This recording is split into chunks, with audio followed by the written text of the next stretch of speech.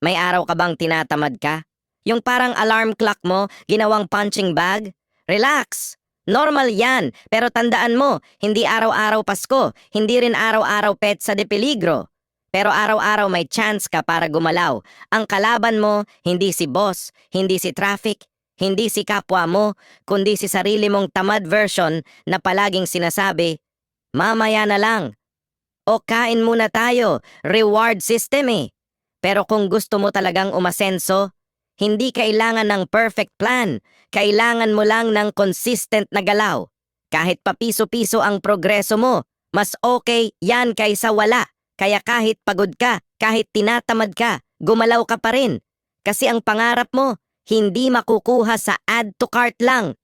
Motivation fades, pero mindset, yan ang tunay na gasolina. So gising, kape, banat ulit.